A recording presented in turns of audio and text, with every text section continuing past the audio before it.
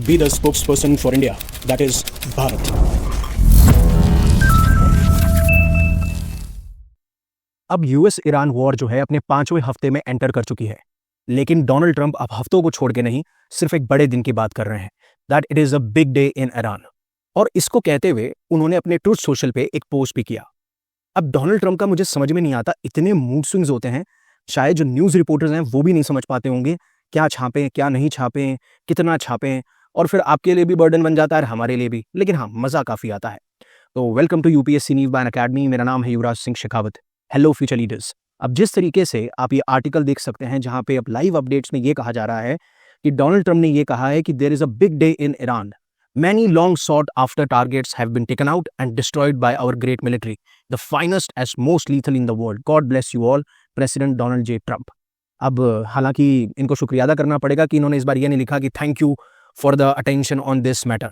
अब ये किस बड़े दिन की बात कर रहे हैं? जब इनसे पूछा गया, जब इनसे रिपोर्टर्स ने पूछा, जब ये अपने एयरफोर्स वन को बोर्ड कर रहे थे, उस टाइम उन्होंने कहा कि हमने बहुत सारे टारगेट्स को डिस्ट्रॉय किया है और लगभग हमने अभी तक 13,000 ऐसे टारगेट है जिनकी बॉम्बिंग करी और 3,000 टारगेट्स अभी तक बचे हैं।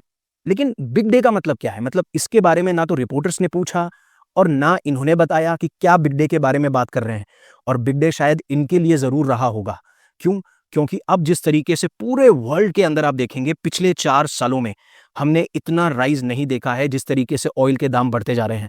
और अब जो रिपोर्ट्स निकल के आ रही हैं उसके मुताबिक जो तेल है, यानी जो कच्चा तेल है, वो अराउंड $116 पर बैरल तक पहुंच चुका है और इसकी मार अब सब झेल रहे हैं। Destroyed a lot of additional targets today. The Navy's gone, the Air Force has gone, we know that. But we destroyed many targets today. It was a big day. And we are negotiating with them directly and indirectly. We have emissaries, but we also are dealing directly. And as you know, they've agreed to send 8 boats 2 days ago, and then they added another 2, so it was 10 boats. And now today they gave us as a tribute, I don't know, I can't define it exactly, but they gave us, I think out of a sign of respect, 20 boats of oil, big boats of oil, going through the Hormuz Strait. And that's taking place starting tomorrow morning. Over the next couple of days, a lot of boats.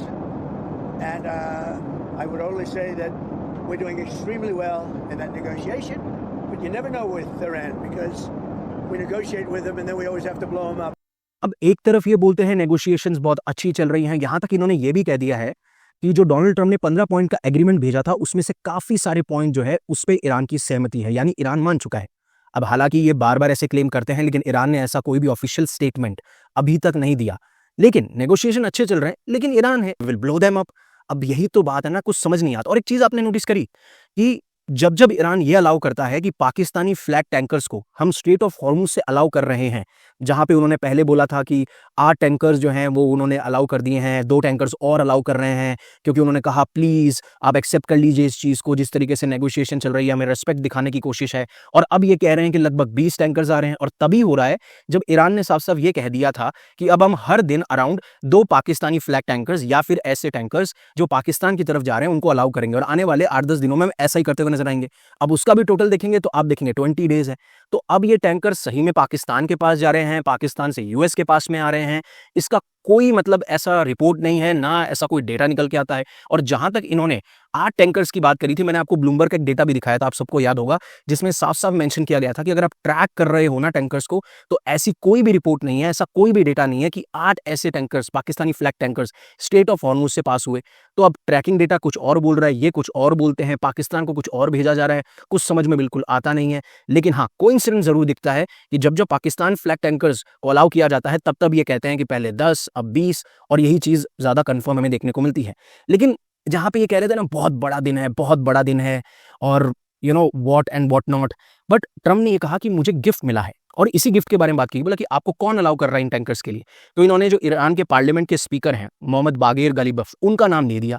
अब लेकिन वो तो पीछे ही नहीं हट रहे इनको mock करने में। और बड़ा दिन तो था ईरान के लिए। 2 दिन अगर आप देखेंगे, जिस तरीके से उन्होंने पहले सऊदी अरेबिया के प्रिंस सुल्तान एयरबेस पर अटैक किया, और फिर उसके बाद में यूएस मीडिया ये कहती है कि नहीं नहीं बहुत ही माइनर डैमेज हमें देखने को मिला है, जो रिफ्यूलिंग टैंकर्स हैं या फिर आप कहेंगे जो अर्ली वार्निंग सिस्टम है उस पर ज्यादा डैमेज नहीं हुआ। और फिर मोहम्मद बागेर गलीबफ एक जो स्क्रीनशॉट है वो शेयर करते हैं जहां पे दिखाते हैं कि किस तरीके से डैमेज हुआ है, और इवन आप इस वीडियो में भी देख सकते हैं। अब ठीक है पूरी दुनिया परेशान हो रही है, ऑस्ट्रेलियन पीएम परेशान है, यूके के पीएम परेशान है कि क्या होने वाला है इस वॉर के अंदर, कब खत्म होगी ये वॉर।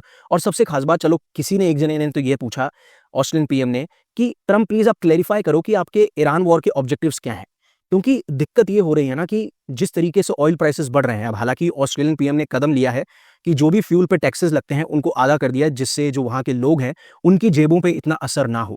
और जब जेबों पे असर नहीं होगा तो उन लोगों के पास में पैसा बचेगा, अदरवाइज अगर महंगाई बढ़ती है तो उनके पास पैसा नहीं होगा और उसकी वजह से इकोनॉमी कोलैप्स कर सकती है। जब महंगाई बढ़ती है तो आपको पता है लोगों के पास में सेविंग्स कम होती हैं, लोग इन्वेस्ट नहीं करते, लोग कंजम्पशन नहीं करते, लोग खरीदते नहीं है और इसका इम्पैक्ट उस पूरे देश की इकोनॉमी में आता है। लेकिन जिस तरीके से ये वॉर आगे बढ़ रही है इसका इम्पैक्ट पूरी अर्थव्यवस्था पे हमें देखने को मिल रहा है। अब हाँ, ट्रंप ने एटलीस्ट अब तो कहा कि मेरा क्या ऑब्जेक्टिव है। उससे पहले अन अकेडमी आपके लिए लेके आया है। अगर आप यूपीएससी सिविल सर्विसेज प्रीलिम्स 2026 दे रहे हैं तो 2 साल का करंट अफेयर्स आपको एक जगह मिल जाएगा, जो आपका वन स्टॉप सॉल्यूशन है, completely free.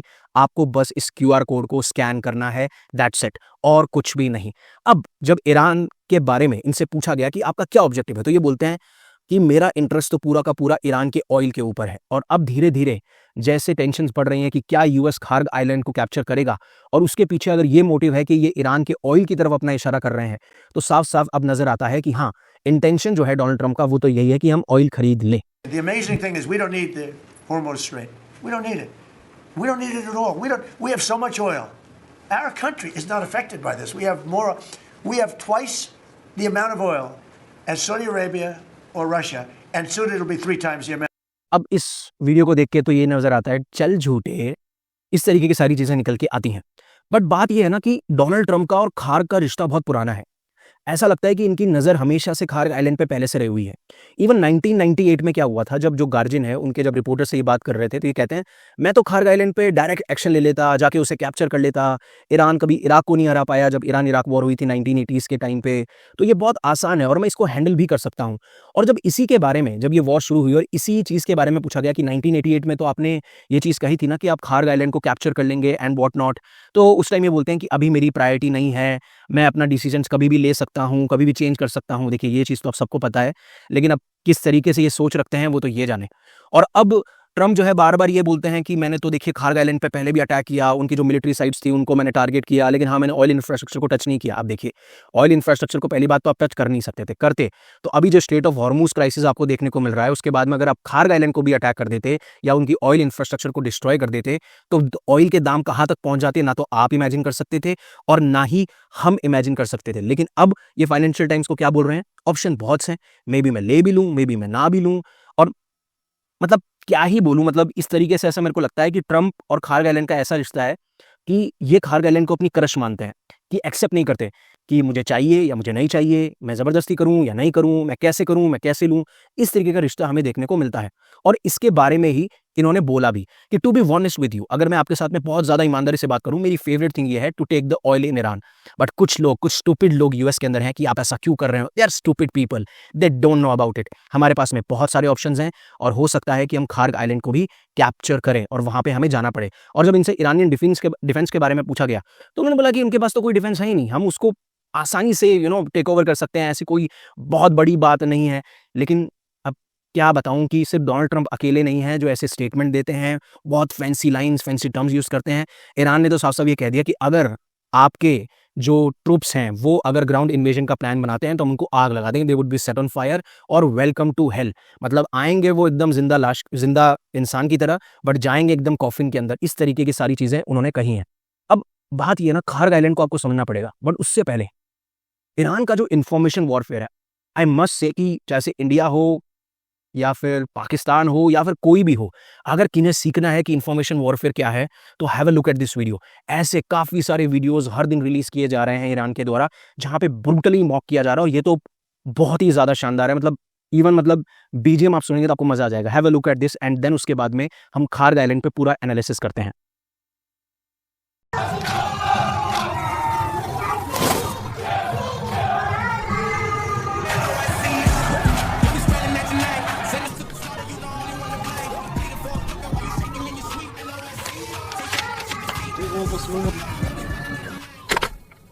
Sir, Iranians have released a new Lego-style animation.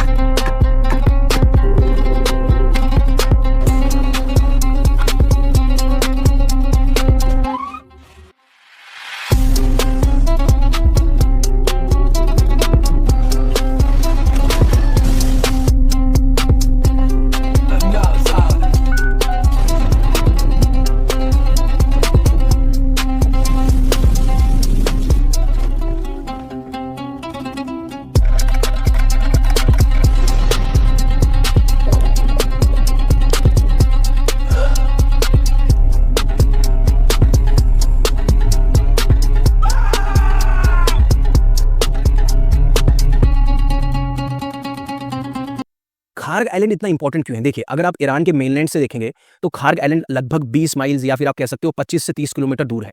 ये हैंडल करता है 90% ऑफ ईरान का ऑयल एक्सपोर्ट, मतलब जितना भी ईरान एक्सपोर्ट कर रहा है ऑयल को, उसमें 90% जो ऑयल एक्सपोर्ट है वो खार्ग आइलैंड से आता है।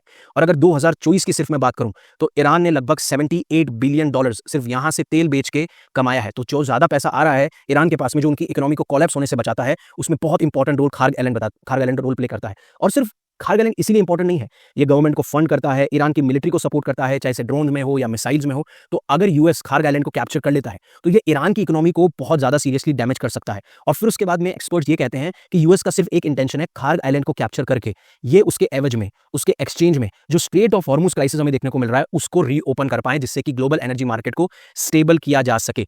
लेकिन क्या इतना आसान होगा? मतलब जिस तरीके से पैराट्रूपर्स भेजे जा रहे हैं, मरीन्स भेजे जा रहे हैं, तो जो भी यूएस अगर ग्राउंड अटैक की प्लान कर भी रहा है तो बहुत ज्यादा डेडली होने वाला है। और उसके बारे में बहुत ज्यादा बात की जा चुकी है, क्योंकि आप मिलिट्री सक्सेस की अगर बात करोगे तो बिल्कुल भी गारंटेड नहीं है। और एक बहुत बड़ा डेंजर भी है कि ये जो सिचुएशन है पूरी आउट ऑफ कंट्रोल जा सकती है, क्योंकि जब खार्ग आइलैंड जो कि ईरान से सिर्फ 20 माइल्स दूर है तो ये ईजिली, जैसे ईरान के जो रॉकेट्स हैं, आर्टिलरीज हैं, ड्रोन्स हैं, उनकी रेंज में आता है।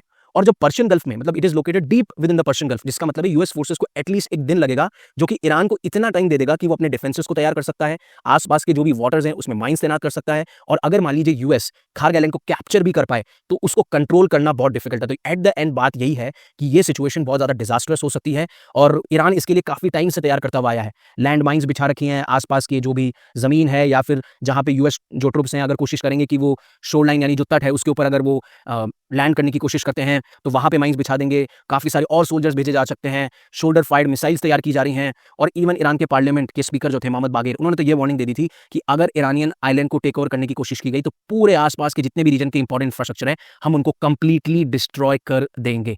लेकिन जहां तक आप जियोपॉलिटिकल एक्सपर्ट्स की बात करेंगे तो उनका मानना यही है कि इस वॉर के अंदर ईरान जो है ना उसका एक अपर हैंड हमें देखने को मिलता है। इस चीज के बारे में जो फॉर्मर यूएस डिफेंस ऑफिशियल हैं डगलस मैकग्रेगर, उन्होंने बताया कि ईरान के पास में ना अभी अपर हैंड है। अब डोनाल्ड ट्रंप के पास में बहुत ऑप्शंस बचे नहीं है। अब एक ही ऑप्शन है कि पूरा कंप्लीटली जो वो कर सकते हैं वो करें, जो भी करना चाहते हैं, क्योंकि अब ट्रंप मजबूर हो चुके हैं कि फुल मिलिट्री पावर का इस्तेमाल किया जाए। और मैकग्रेगर ने एक बहुत इंपॉर्टेंट चीज बताई, उन्होंने बोला कि यूएस की जो अप्रोच है ना वो आउटडेटेड है, ये वर्ल्ड वॉर 2 टाइप थिंकिंग है।